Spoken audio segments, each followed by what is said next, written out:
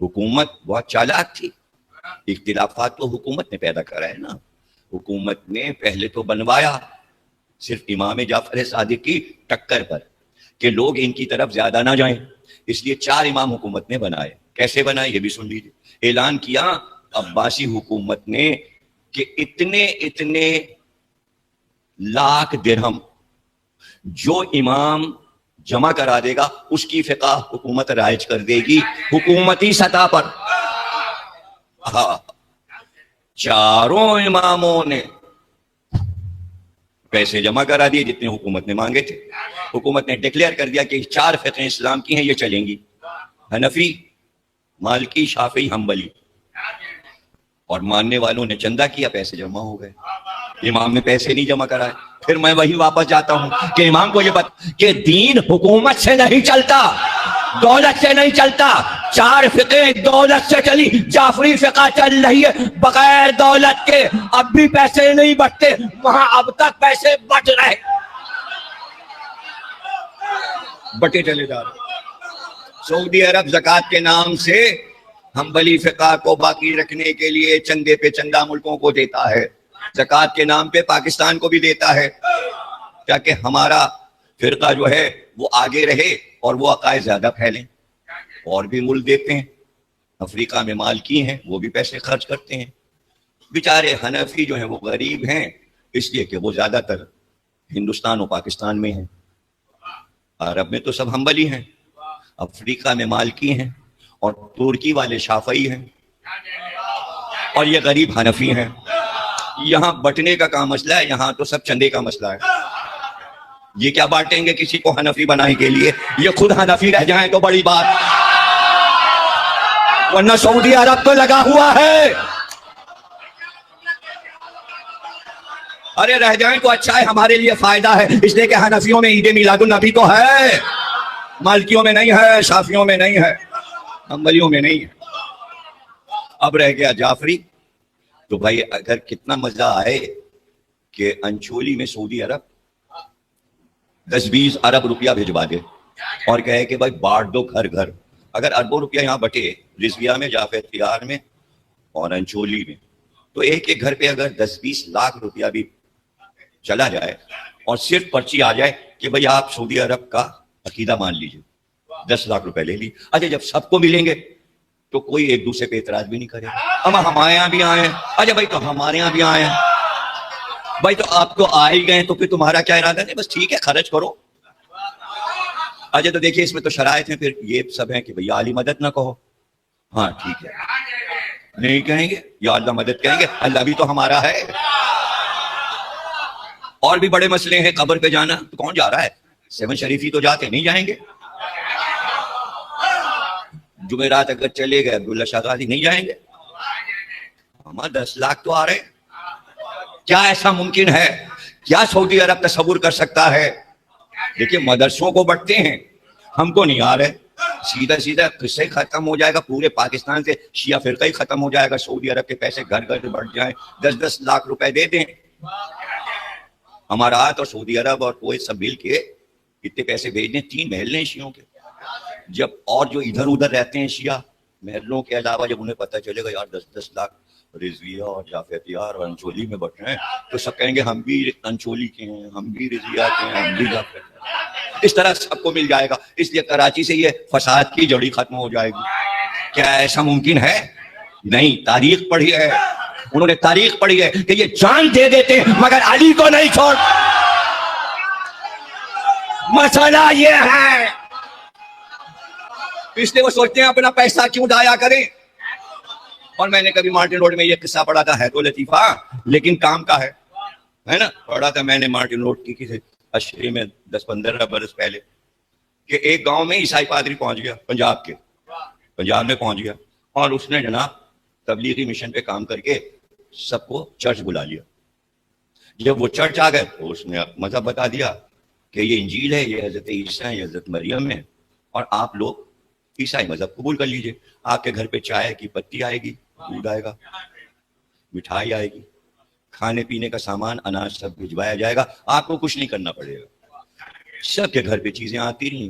Thought صرف ان کا بھائی دیکھے چائے کی پتی اور دودھ یہ بہت قیمتی چیز ہے، آپ کو نہیں پتا، بہت قیمتی، اس لیے کہ چائے کی پتی بھی 700 روپے کی ہے اور دودھ 750 کا، اور ایک ہفتے میں وہ 700 1400 روپے ختم ہو جاتا ہے۔ تو اس وقت سب سے مہنگی جو پڑ رہی ہے کراچی میں چیز وہ چائے ہے، مہینے کے حساب سے کم 5,000 روپے میں مہینے کی چائے کا حساب ہے۔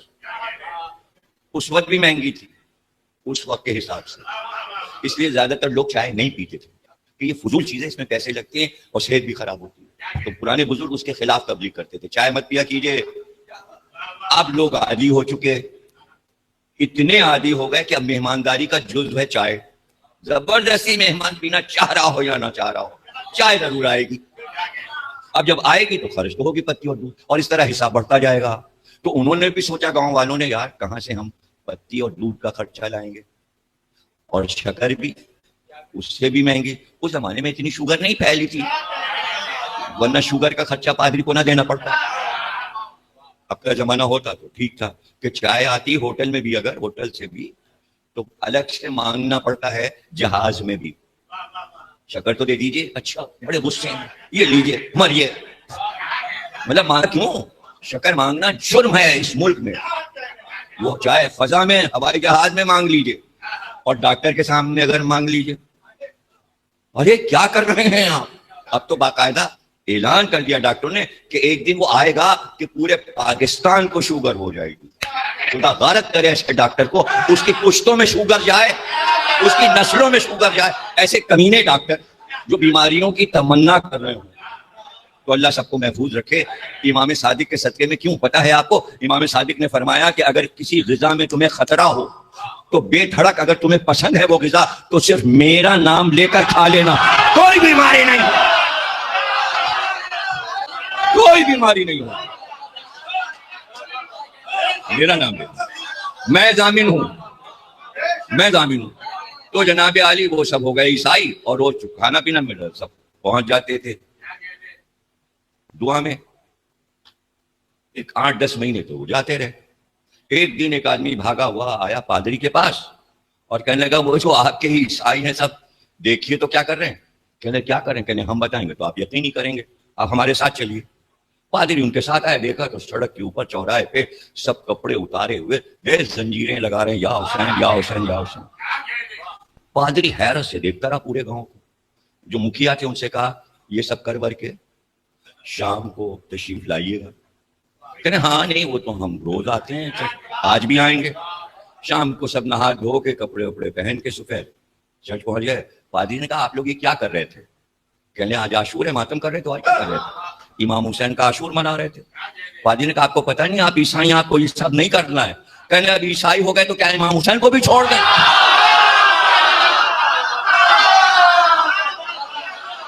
بھائی یہ کیوں کہا میں نے، اگر شیعوں میں پیسے بٹ بھی جائیں کہ ہماری فقہ پہ آ جاؤ تو پیسے لے کے بھی کہیں گے کہ ان پیسوں کی خاطر حسین کو چھوڑ۔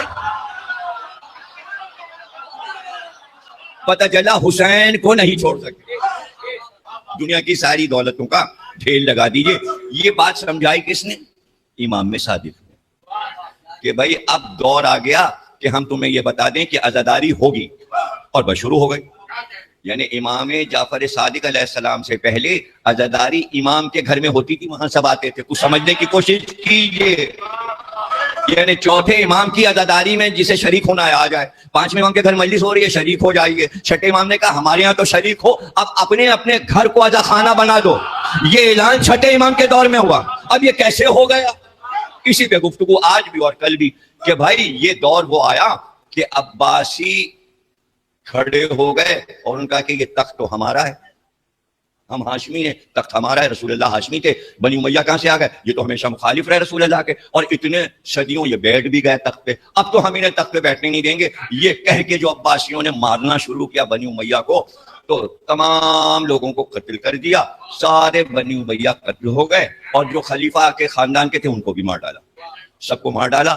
اور مارنے کے بعد ان کا ایک کام اور رہ گیا، کہنے کے اب کیا، کہنے لگے جہاں جہاں بنی امیہ دفن ہیں ان کی قبریں کھودو اور مردوں کو بھی جلا دو تاکہ نام و نشان نہ رہے۔ اسی زمانے میں سارے بنی امیہ کی قبریں کھود کے، مردے نکال کے، ہڈیاں نکال کر، جلا کر، راکھ بنا کر ہوا میں پھیلا دی عباسیوں نے. یہ ہے مسلمانوں کی تاریخ میں لکھا, اس کا شیعہ تاریخ سے تعلق نہیں ہے, یہ ہسٹری میں لکھا ہوا ہے. ایم اے میں یہی پڑھایا جاتا ہے. عباسی آئے, بنی امیہ کو جلا کے رنگ امیہ کے کسی خلیفہ کی قبر نہیں ملتی, کہیں قبر نہیں, اس لیے کہ کھود ڈالا, برباد کر دیا, سب بھاگ گئے. ایک دو کہیں بھاگ گئے تھے اسپین کی طرف, بعد میں پھر ان کی نسل صلاح الدین ایوبی کی شکل میں نکلی, لیکن پوری دنیا سے خاتمہ کر دیا عباسیوں نے. یہ لگ گئے لڑنے میں. عباسی بھی دشمن تھے سادات کے, بنی امیہ بھی دشمن تھے سادات کے, ائمہ کے دشمن تھے بنی امیہ بھی اور عباسی بھی. دونوں آپس میں موذی لڑنے لگے. امام کو موقع ملا اور امام نے اپنے شیعوں کو جمع کر کے کہا یہی موقع ہے, عزاداری پھیلا دو پوری دنیا میں. بس جو شیعہ یا حسین کر کے نکلے تو گاؤں گاؤں, قریہ قریہ, شہر شہر پوری دنیا میں پھیل گئے, اور اس طرح عزاداری یہاں تک آ گئی کہ ہم یہاں بیٹھے. یہ ہے امام صادق کا کارنامہ. دو کارنامے بس آج سنا رہا ہوں, اس کے بعد تقریر کو ختم کیا. دوسرا کارنامہ سنا کے مسائل اور آپ کے لیے دعا, اور کل تفصیل عرض کریں گے. اب عزاداری ہو, ماتم ہو, یہ تو جزو تھا. امام نے کہا یہ تمہارے عقیدے کا حصہ ہے, اسی سے تمہارا عقیدہ محفوظ رہے گا. عزاداری ہے تو اصول دین بھی محفوظ, فروع دین بھی محفوظ, تمہاری توحید بھی محفوظ, رسالت بھی محفوظ, امامت بھی محفوظ, قیامت تک تم محفوظ ہو گئے اگر عزاداری ہے. امام نے یہ بات سمجھا دی. چونکہ امام نے سمجھایا اس لیے ہم کسی فتوی والے کی بات سنتے ہی نہیں, ہم نہیں سنتے, چونکہ امام نے سمجھا. اب رہ گیا دوسرا جزو جو ہمارے عقیدے کا حصہ تھا اور فروع دین میں تھا. ایک ہے طبلہ, وہ ہے عزاداری, وہ تو ہم لوگوں نے کر لی. اب ایک رہ گیا طبلہ کے ساتھ مسئلہ, وہ بھی اسی دور میں امام کو سمجھانا تھا. اب کیسے سمجھائیں, کس طرح بتائیں؟ تو دربان تھا امام کا, دربان کا نام لکھا ہے, جو امام کا شاعر اس کا نام لکھا ہے, جتنے ملازم ہیں ان سب کے نام سوانح حیات میں موجود ہیں. اب دربان جو ہے وہ دروازے پہ پہرا دیتا ہے, اس کا تو کام ہی ہے پہرا دینا, اور کسی وقت وہ سو بھی جاتا ہے پہرا دیتے دیتے. لیکن اٹھتا کب ہے؟ اسے وقت معلوم ہے کہ امام کب باہر آئیں گے, اسے وقت پتا ہے کہ امام باہر آئیں گے, اور جس وقت امام آتے ہیں اسی وقت وہ کروٹ لے کے اٹھ کے بیٹھ جاتا ہے کہ امام آ رہے ہوں گے. سمجھ رہے ہیں آپ؟ امام صادق علیہ السلام گھر سے برآمد ہوئے اور دربان نے کروٹ لی اور جلدی سے آنکھیں ملتا ہوا انگڑائی لے کے اٹھنا چاہ رہا ہے کہ امام مسکرائے. امام مسکرائے اور کہا رات کیسی گزری, رات کیسی گزری؟ کہا مولا بس کچھ دیر پہرا دیا, پھر آپ کے حکم کے مطابق ہم سو گئے. بس یہ تھا کہ نیند میں رہے, لیکن جب کروٹ لیتے تھے تو ہر کروٹ پہ آپ کے دشمن پہ لعنت کرتے تھے. بھئی دربان سے بات ہو رہی ہے امام کی, کسی اور سے نہیں. جو سب سے کمتر غلام ہے امام کا یعنی دربان, امیروں کی بات نہیں ہو رہی ہے, امارات والے پیسے والے, جو سب سے غریب ہے معاشرے کا دربان, اس سے بات ہو رہی ہے, کسی اور سے نہیں. کہ مولا ہر کروٹ پہ, سوتے میں جب کروٹ لیتا تھا آپ کے دشمن پہ لعنت کرتا تھا. تو امام صادق مسکرائے کہ اپنے عمل کو میرے عمل سے بدلے گا, بدل لے, اپنے عمل کو میرے عمل سے بدل لے. اب امام کے عمل کو اگر تولا جائے تو جس کی ایک ضربت عباد الثقلین سے افضل ہے, اس کا کل عمل, اس کا کل عمل اور دربان کا ایک عمل, یعنی عمل کی اہمیت بتائی کہ یہ بھی کر لو, تو ایک ترازو میں ثقلین کی عبادات اور ایک میں تمہارا یہ عمل کہ میں خریدنے کو تیار ہوں, میں خریدنے کو تیار ہوں. اب اس کا مطلب یہ نہیں ہے کہ آپ کل سے مجلس میں پکار پکار کے چلانا شروع کر دیں. میں یہ دعوت نہیں دے رہا ہوں, آپ کا عقیدہ یہ ہونا چاہیے. وہ سوتے میں کروٹ بدلتے میں کر رہا ہے, سڑک پہ چلا چلا کے مدینے میں نہیں کر رہا. کہا ہے میں نے, اور بھائی کمپیوٹر کا زمانہ ہے, سب کچھ تو آن لائن ہے, اگر کریے گا تو نقصان ہوگا. اس لیے کہ یہ بھی بند ہو جائے گا, اس لیے کہ دشمن تو پیچھے لگا ہے, جس پہ لعنت کریں گے وہی دشمن تو سب کرا دے گا. اس لیے دشمن کو بھی برا کہو تو یوں کہ کروٹ کروٹ کہو. کبھی تو کہتے ہیں مرحوم کو اللہ کروٹ کروٹ جنت نصیب کرے, جنت ایسے کروٹ کروٹ جب تک ہر کروٹ پر